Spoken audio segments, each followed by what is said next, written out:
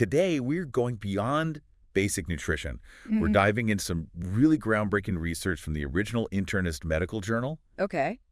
And trust me, this is way more interesting than you might think. I'm intrigued. It really challenges a lot of common assumptions about iodine. I bet.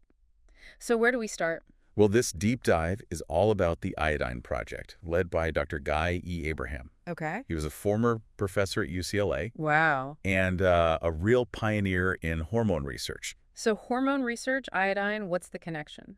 Well, his research kind of takes us on this journey through the history of iodine in medicine, revealing just how dramatically our perspectives on it have shifted over the last century. Interesting. I'm ready for a history lesson. Okay, so get this. Back in the early 1900s, doctors were prescribing iodine in much higher doses than what's considered normal today. Really? Yeah, they were using this solution called Lugol's. Lugol's solution. I've heard of that. Yeah, it contained like 12.5 to 37.5 milligrams of elemental iodine daily. Wow. That's way more than what's in iodized salt. Right. It sounds like they weren't too worried about toxicity back then. I guess not. So what changed? Well, as we moved into like the latter half of the 20th century, concerns about iodine toxicity started to kind of emerge, Okay. partly due to adverse reactions to some iodine-containing drugs, Like what? like those used for medical imaging. Yeah. So this fear of iodine, what Dr. Abraham calls medical iodophobia, Iodophobia. yeah, led to a significant decrease in the use of Lugol's solution. So basically, we went from high doses to being afraid of it. Yeah, pretty much. But hold on, if people in the past were taking so much iodine, and, think about the Japanese today, they consume way more than we do in the West. Right. So shouldn't we be questioning whether our current recommendations are actually enough for, optimal health? That's exactly the question that Dr. Abraham set out to answer with the Iodine Project. The Iodine Project, okay. He was really intrigued by the fact that the Japanese, they consume an average of 13.8 milligrams of iodine daily Wow. with no apparent ill effects. Uh-uh. And they consistently rank, among the healthiest populations worldwide. So they're doing something right. Right. So how did he go about investigating this? What did he do? Well, he developed an iodine loading test Okay. using Lugol's solution, but in tablet form. So you can take it like a pill. Yeah. A brand called Iodophobia Iodoral. Got it. to determine individual iodine needs. So it's not a one-size-fits-all thing. Right. And this test basically measures how much iodine your body excretes after you take a specific dose. Okay. And what did he find? Well, his findings suggest that achieving what he calls whole body iodine sufficiency might require much higher amounts than what's typically recommended. Whole body iodine sufficiency. Interesting term. And that this sufficiency, this whole body sufficiency, could have some pretty surprising benefits. Okay, now I'm really curious. We got to talk about those benefits. Definitely. But first, we need to understand this fascinating phenomenon discovered by Dr. Wolf. It's called the Wolff-Chaikoff effect. The Wolff-Chaikoff effect. Yeah. His research initially observed that high levels of iodine could actually temporarily block thyroid hormone production in rats. Oh, so too much iodine is bad. Well, that's what a lot of people initially thought. But here's the key. Even though those rats, they experienced a temporary block in hormone production, they didn't actually develop hypothyroidism. So they were fine. Their bodies adapted, and their thyroid function eventually returned to normal. So their systems were able to, adjust. Exactly. So how does this relate to Dr. Abraham's work? Yeah, good question. Well, Dr. Abraham argued that the Wolff-Chaikoff effect, rather than being a sign of danger, is actually a protective mechanism. It's like a safety valve. Yeah, like a safety valve. It prevents the thyroid from being overwhelmed by, sudden surges in iodine. Okay. And he pointed to the Japanese population as evidence that humans can adapt to much higher iodine intakes than previously believed. That makes sense. Our bodies are pretty good at adapting. They are. So getting back to those surprising benefits, what did Dr. Abraham find? Let's hear it. His research suggests that sufficient iodine levels might be linked to a whole range of positive effects Like what?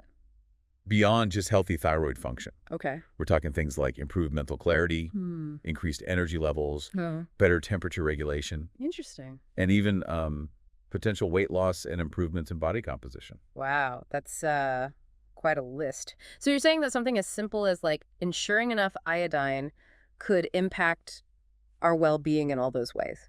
That's what Dr. Abraham's research suggests. Wow. What else? He also found potential benefits for conditions like fibrocystic breast disease and polycystic ovary syndrome, Okay. and even saw improvements in some patients with diabetes and hypertension after they achieved iodine sufficiency.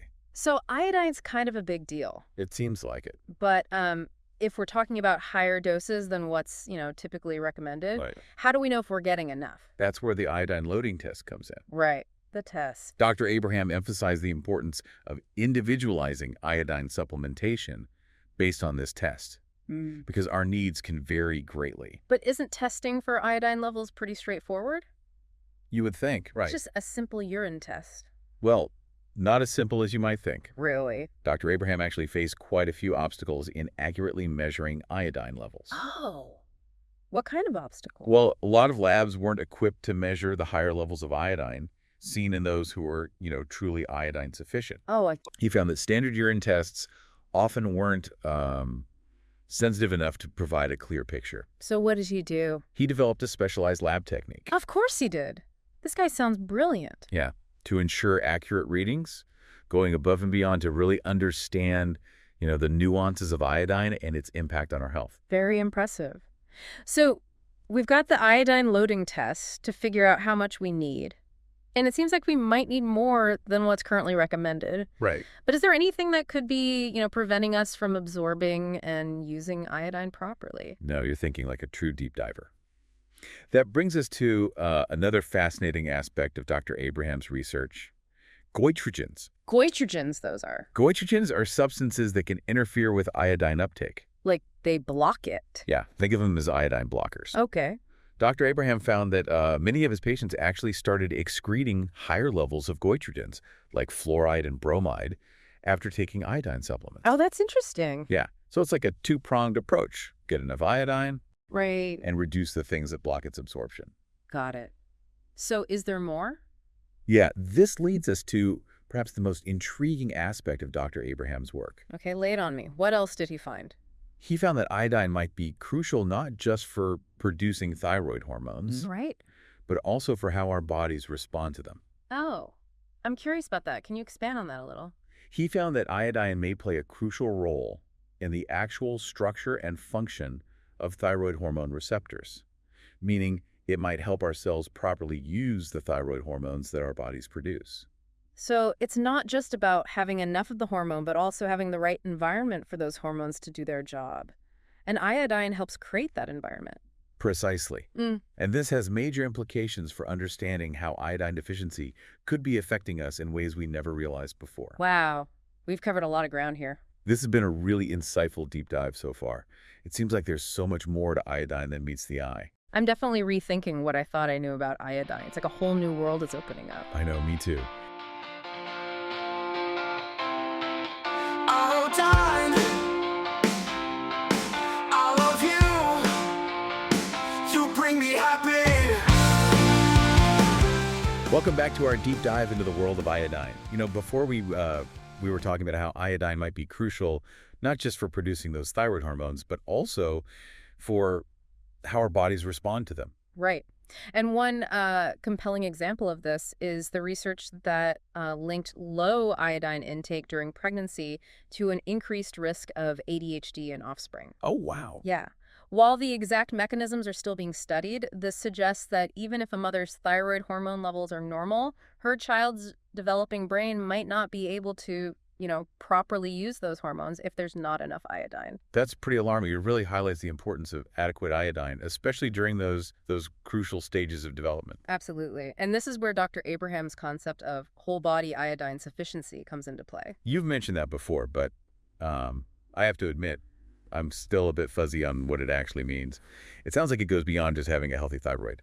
You're right. It's this idea that every single cell in your body needs iodine to function optimally. Okay. Think of it like this. Your thyroid gland is like a factory that produces thyroid hormones. Okay. But those hormones, they need to be delivered and utilized throughout the entire body. So iodine is involved in both the production and the delivery system. Precisely. And Dr. Abraham's research suggests that Achieving this whole body sufficiency often requires much higher doses of iodine than what's currently recommended. We're talking about those levels doctors were prescribing in the early 1900s again. Yes, exactly. And his research indicates that those higher doses, in the range of 12.5 to 50 milligrams daily, can be safely tolerated by most people. But what about those concerns about iodine toxicity that we talked about earlier? Wouldn't such high doses be, dangerous? That's a common misconception. While it's true that extremely high doses of iodine can be harmful, Dr. Abraham's research, along with historical data, suggests that those levels he was working with are actually within a safe and potentially beneficial range. Remember, our bodies have evolved to utilize iodine, and there are built-in mechanisms like the Wolff-Chaikoff effect to help, regulate our intake. So it's all about finding that sweet spot, enough iodine to support whole body sufficiency, Right. but not so much that it overwhelms our systems. It seems like a delicate balance. It is. And that's why individualized testing, like the iodine loading test Dr. Abraham developed, is so important. It helps determine the right dosage for each person. Okay, that makes sense. But you mentioned that some people struggle to reach sufficiency even when they, supplement with iodine. What's going on there? That's another fascinating piece of the puzzle. Dr. Abraham observed that some individuals excreted very high levels of iodine in their urine even before they started supplementing. So you would think they were getting enough, right? Exactly, but here's the interesting part. Despite excreting a lot of iodine, their blood tests showed signs of deficiency. How is that possible? It's like, having a full pantry but still being hungry. It's a great analogy, and it led Dr. Abraham to theorize that these individuals might have a problem with their iodine transport system. Basically, their bodies weren't efficiently moving iodine from the bloodstream into the cells where it's needed. So even if they're taking in enough iodine, it's not getting to where it needs to go. Precisely. And this could be why some people don't experience the full benefits of iodine supplementation, even at higher doses. Wow. So there's even more complexity to this than we initially thought. It seems like iodine sufficiency isn't just about how much you take in, but also about how well your body can absorb and utilize it. Exactly. And this highlights why a personalized approach is so crucial. It's amazing how much one researcher's dedication can unveil. Mm-hmm. But I'm curious, if Dr. Abraham's work was so, groundbreaking, why hasn't it been more widely embraced by the medical community? That's a great question. Unfortunately, it often takes time for new scientific discoveries to be fully accepted, especially when they challenge long-held beliefs. Remember that medical iodophobia we talked about? Right, that fear of iodine that stemmed from concerns about toxicity. Well, that fear is still prevalent in many medical circles. Some doctors, they remain skeptical about the safety and efficacy of higher dose iodine supplementation. So it's a case of, old habits dying hard. In a way, yes. But it's important to remember that science is always evolving. New research is constantly emerging. And sometimes it takes a while for those findings to, trickle down to mainstream medical practice. That's true. And thankfully, there are always those pioneering individuals like Dr. Abraham who aren't afraid to question conventional wisdom and push the boundaries of knowledge. Absolutely. And his work has certainly paved the way for further exploration into the true potential of iodine. Speaking of exploration, I remember you mentioning something about enterohepatic circulation of iodine earlier. I have to admit, that one went over my head. What exactly is that? It's a bit complex, but I'll try to explain it in a way that makes sense. Okay. You see, Dr. Abraham didn't stop at just measuring iodine levels in urine. He also looked at what happened to iodine after people took iodoral, that tablet form of Lugol's solution. And what did he find?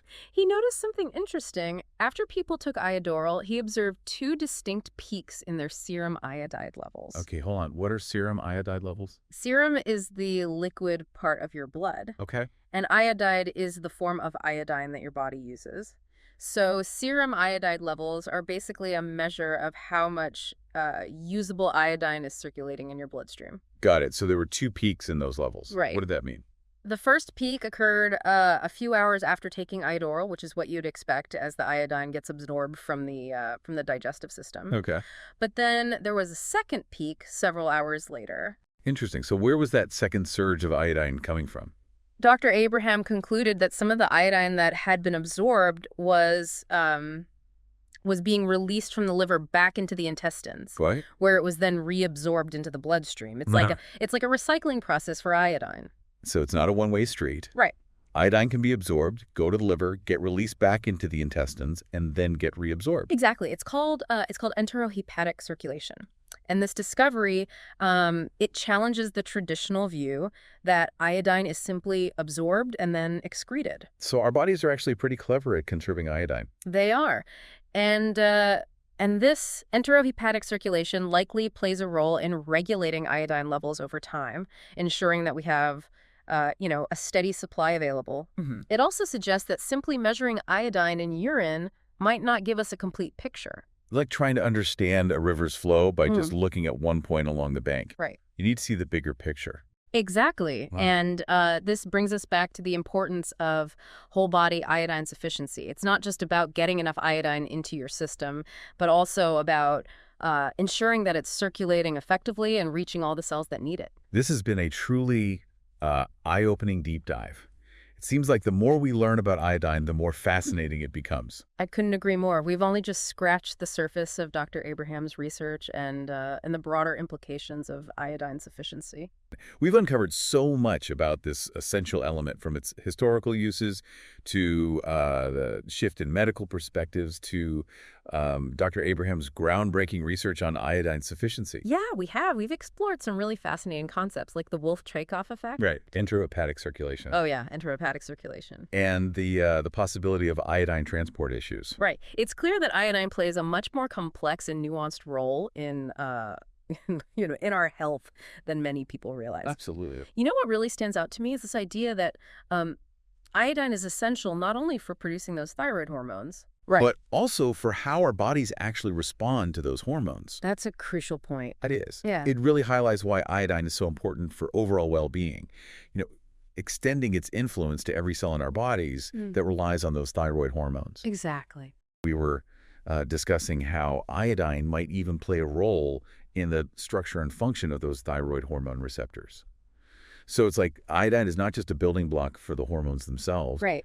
but also kind of like a key that unlocks the door for those hormones to enter our cells and do their job. That's a great analogy. It underscores why iodine deficiency can have such wide-ranging effects. Even if someone has, normal thyroid hormone levels, their cells might not be able to utilize those hormones effectively if they're lacking sufficient iodine. Exactly. This whole deep dive has really challenged my assumptions about iodine. I used to think of it as, simply that stuff in salt that prevents goiter. Right, right.